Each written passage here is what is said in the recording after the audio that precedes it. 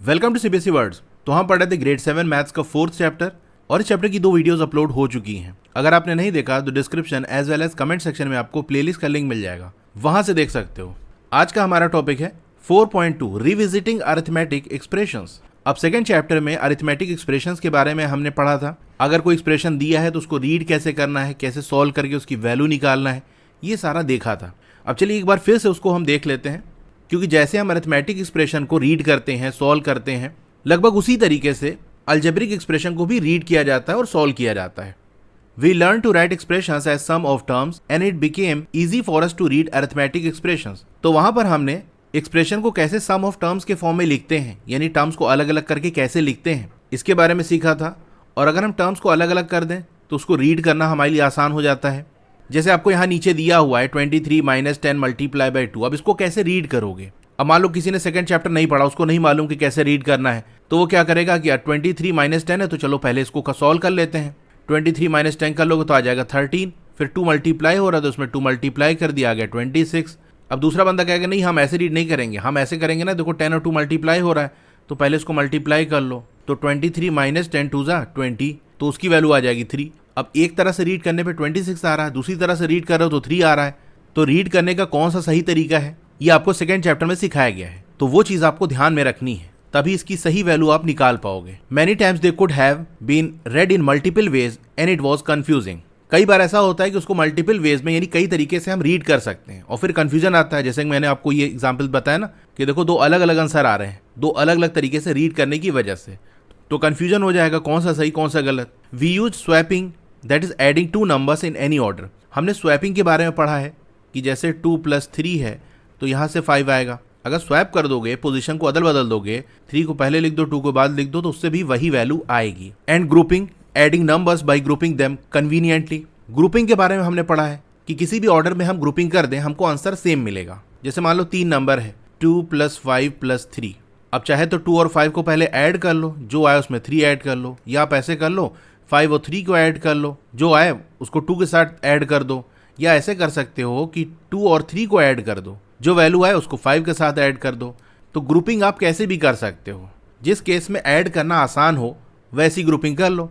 जैसे आप यहाँ देखो 2 और 3 को ऐड कर दोगे तो 5 आएगा, और 5 और 5 10, ये थोड़ा आसान लग रहा है। To find easy ways of evaluating expressions, तो स्वैपिंग करना, ग्रुपिंग करना, इससे क्या होता है एक्सप्रेशन को सॉल्व करना, इवेल्युएट करना, उसकी वैल्यू निकालना आसान हो जाता है। Swapping and grouping terms does not change the value of the expression. तो ये हमने देख ही लिया था कि अगर हम स्वैपिंग करें या ग्रुपिंग करें तो उससे एक्सप्रेशन की वैल्यू चेंज नहीं होती। We also learn to use brackets in expressions including brackets with a negative sign outside. तो हमने ब्रैकेट्स के बारे में सीखा, ऐसे ब्रैकेट जिनके बाहर नेगेटिव का साइन है, इसके बारे में जाना। We learn that distributive property के बारे में पढ़ा, that is multiple of a sum is same as sum of multiples. Multiple of sum यानी कोई सम दिया है उसका मल्टीपल निकालना, उसको किसी के साथ मल्टीप्लाई करना, ये सेम होता है मल्टीपल्स निकाल के सम करने के। फॉर एग्जाम्पल जैसे आपको दिया है 2 × 3 + 5, तो इसकी जो वैल्यू आएगी वो सेम होगी अगर 2 और 3 मल्टीप्लाई कर दें। अच्छा यहाँ पर क्या है, पहले ये देखो 3 और 5 ब्रैकेट के अंदर है, यानी इसका सम है, इसको मल्टीप्लाई कर रहे हैं, यानी मल्टीपल ऑफ सम। ये जो लिखा है वो मल्टीपल ऑफ सम के फॉर्म में है, यानी सम का मल्टीपल, सम किसी से मल्टीप्लाई हो रहा है, 3 + 5 किसी से मल्टीप्लाई हो रहा है। इसको मल्टीपल्स के सम के फॉर्म में भी लिख सकते हैं कि भाई 2 और 3 मल्टीप्लाई हो जाएगा और एक बार 2 और 5 मल्टीप्लाई हो जाएगा। जो ब्रैकेट के बाहर है वो ब्रैकेट के अंदर वालों के साथ एक एक बार मल्टीप्लाई होता है, तो 2 × 5 हो जाएगा। अब बीच में प्लस का साइन, तो यहाँ पर जो लिखा है ये मल्टीपल इसका सम, तो ऐसा हम कर सकते हैं।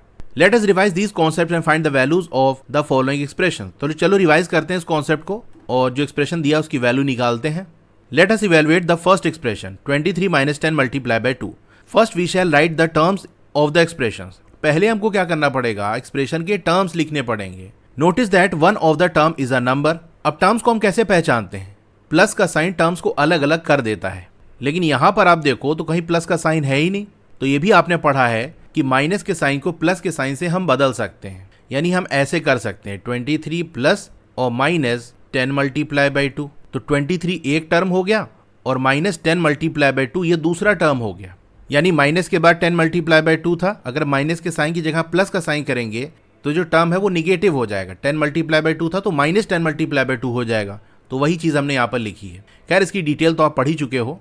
हाँ, तो एक टर्म आपका ये है और एक टर्म ये है, तो यहाँ आप नोटिस कर सकते हो कि एक जो टर्म है वो तो नंबर है, जैसे 23 एक नंबर है, while the other one has to be converted to a number before adding the two terms. लेकिन दूसरा वाला क्या है, -10 मल्टीप्लाई बाय 2, ये एक सिंगल नंबर नहीं है, पहले सिंगल नंबर में हम कन्वर्ट करेंगे तब फिर ऐड करेंगे दोनों टर्म को। तो देखो 23 -10 मल्टीप्लाई बाय 2, तो 23 प्लस -10 मल्टीप्लाई बाय 2, यही तो ऊपर मैंने लिखा, तो 23 हो गया, और -10 मल्टीप्लाई बाय 2 यानी -20 हो गया। तो 23 और -20 को ऐड करोगे तो आएगा आपका 3। एक पॉजिटिव एक नेगेटिव जब ऐड होता है तो नंबर का सब्सट्रैक्शन हो जाता है, यानी 23 -20, और साइन बढ़ेगा लगता है। तो 23 और 20 में कौन बढ़ा, 23, और 23 आपका पॉजिटिव है, इसीलिए आंसर पॉजिटिव आ रहा है। Let us now evaluate the second one. चलो इस सेकंड वाले को इवैल्यूएट करते हैं। The terms of this expression are numbers. यहाँ जो टर्म्स है वो नंबर है। If you notice the terms we can find it. अगर हम टर्म्स को नोटिस कर पा रहे हैं तो ये हमारे लिए आसान हो जाएगा इवैल्यूएट करना। अगर हम स्वैप करें और ग्रुप करें टर्म्स को, तो यहाँ पर हमको स्वैपिंग करनी पड़ेगी, ग्रुपिंग करनी पड़ेगी, ताकि इसकी वैल्यू निकालना आसान हो जाए। तो बेसिकली हमारा क्या है, 83 + 28 - 13 + 32। तो पहले टर्म्स को अलग अलग कर लो, 83 हो गया, 28 हो गया, -13 हो गया, 32 हो गया, ये टर्म्स हो गए। अब देखो 83 के लास्ट में 3 है और 13 के लास्ट में 3 है, तो इन दोनों का सब्सट्रैक्शन करना थोड़ा ईजी है। इसी तरीके से इधर देखो 28 है और ये 32 है, 8 और 2 मिला के 10 हो जाता है, तो यहाँ से भी लास्ट में 0 आ जाएगा, तो इनको ऐड करना भी आसान है भाई। 20 और 30 50 हो गया, 8 और 2 10 हो गया, तो वैल्यू 60 आ जाएगी। तो 83 - 13 हमने कर दिया तो आ गया 70, प्लस 28 और 32 कर दिया, आ गया 60। अब इन दोनों को ऐड कर लो, आ जाएगा 130। आप ऐसे भी कर सकते थे कि भाई 83 और 28 को ऐड कर लो, फिर -13 और 32 को कर लो, उससे भी वैल्यू आपकी आ जाती, लेकिन वो उतना ईजी ना होता। ईजी करने के लिए हमने स्वैपिंग और ग्रुपिंग की है। अब फिफ्थ एक्सप्रेशन को आप देखो, इसमें ब्रैकेट है जिसमें निगेटिव का साइन बाहर है। इसको हम दो तरीके से इवैल्यूएट कर सकते हैं। एक तो ये कि ब्रैकेट को सॉल्व कर लो पहले, जैसा कि आपको लेफ्ट साइड में सोल्यूशन दिया हुआ है, या दूसरा ये कि रिमूव कर दो ब्रैकेट एप्रोप्रिएटली, यानी सही तरीके से, जैसा कि राइट साइड में आपको दिया हुआ है। तो फिफ्थ वाला आपको ये दिया है 68 - 18 + 13। तो एक काम ये कर लो, पहले ब्रैकेट सॉल्व कर लो, जैसे कि लेफ्ट में आपको दिया है। तो चलो देखते हैं कैसे कर रहा है। हाँ, तो देखो 68 है प्लस माइनस और ब्रैकेट के अंदर 18 + 13, तो 68 तो वैसे ही रहेगा। 18 और 13 को ऐड करोगे आएगा 31, और बाहर माइनस का साइन तो -31, इन दोनों को ऐड कर लिया, आ गया 37। तो यहाँ पर हमने पहले ब्रैकेट को सॉल्व किया, उसके बाद एडिशन किया। आप ब्रैकेट को सॉल्व ना करो, बल्कि ब्रैकेट को रिमूव कर दो। तो 68 वैसे ही है, तो जैसे 68 है प्लस माइनस ब्रैकेट के अंदर 18 + 13 है। अब ब्रैकेट हटेगा तो ये माइनस दोनों लोगों को मिल जाएगा, क्योंकि बेसिकली माइनस का जो साइन है वो ब्रैकेट के बाहर लगा है, मतलब 18 और 13 दोनों का माइनस है। अगर ब्रैकेट जाएगा तो दोनों को अपना माइनस दे के जाएगा, तो जब दोनों को माइनस देगा तो 18 को भी माइनस मिल गया, तो -18 हो गया, और इधर -13 हो गया, और 68 तो वैसे ही था। अब 68 और -18 कर लो तो 50 आ जाएगा, और -13 यहाँ से भी 37 आ जाएगा। तो दो तरीके से हम कर सकते हैं। Now find the values of the other arithmetic expressions. तो दूसरे जो अरिथमेटिक एक्सप्रेशंस है उनकी भी वैल्यू आप फाइंड आउट करो। तो फर्स्ट सेकंड हो गया, तो थर्ड वाला देख लेते हैं। 34 - 14 + 20। तो टर्म्स को अलग अलग कर लो। 34 हो गया प्लस -14 + 20। अब 34 और -14 को सॉल्व करना आसान है, क्योंकि एक पॉजिटिव एक नेगेटिव सब्सट्रैक्शन हो जाएगा, तो इधर से 20 आ जाएगा, और 20 + 20 ये हो जाएगा 40। फोर्थ वाला देखो, 42 + 15 माइनस ब्रैकेट को सॉल्व कर लो, 8 - 7 क्या होता है, 1 होता है, तो 1 आ गया। तो 42 और 15 को ऐड करोगे तो 57 हो जाएगा, प्लस -1, तो यहाँ से वैल्यू आ जाएगी 56। फिफ्थ वाला कर ही चुके हैं। सिक्स्थ वाला देखो, 7 × 4 + 9 × 6। तो बीच में प्लस का साइन है ना, तो ये एक टर्म हो गया, ये दूसरा टर्म हो गया। तो 7 × 4 ये एक अलग टर्म, 9 × 6 ये दूसरा टर्म। 7 4 = 28 प्लस 9 6 = 54, तो आ जाएगा 82। सेवंथ वाला देखो, 20 + 8 × ब्रैकेट को सॉल्व कर लो, 16 - 6 आ जाएगा आपका 10। अब टर्म्स को अलग कर लो, 20 + 8 × 10, 20 + 8 10 = 80, इसकी वैल्यू आ गई 100। तो सारे एक्सप्रेशन की वैल्यू हमने निकाल ली। Algebraic expressions also take number values when the letter numbers they contain are replaced by numbers. तो ऊपर अभी जो हमने सॉल्व किया वो सारे अरिथमेटिक एक्सप्रेशंस थे, सॉल्व करने पे कोई वैल्यू नंबर में आई ना। इसी तरीके से जो अलजेब्रिक एक्सप्रेशन है, अलजेब्रिक एक्सप्रेशंस क्या होते हैं, जिसके अंदर लेटर नंबर्स होते हैं, तो उनकी भी कोई नंबर वैल्यू आती है। अगर जो लेटर नंबर है उसको किसी नंबर से रिप्लेस कर दें तो, जैसे कि एग्जाम्पल 1 में हमने देखा कि अगर हमको शबनम की एज फाइंड आउट करनी है और आफ्ताब की एज दे दिया 23 ईयर ओल्ड, तो हम क्या करेंगे, we replace letter number A in the expression. तो एक्सप्रेशन हमारा क्या बना था, कि शबनम की एज निकालने के लिए आपको क्या करना पड़ेगा, आफ्ताब की एज जिसको ए लेटर से डिनोट कर रहे हैं +3 कर दो। अब अगर आफ्ताब की एज दी है तो ए की जगह 23 रख दोगे, तो लेटर नंबर को हमने किसी नंबर से रिप्लेस कर दिया कि नहीं। तो 23 जब रखोगे तो शबनम की एज की जो वैल्यू है वो 26 आएगी, यानी कोई नंबर मिल रहा है हमको।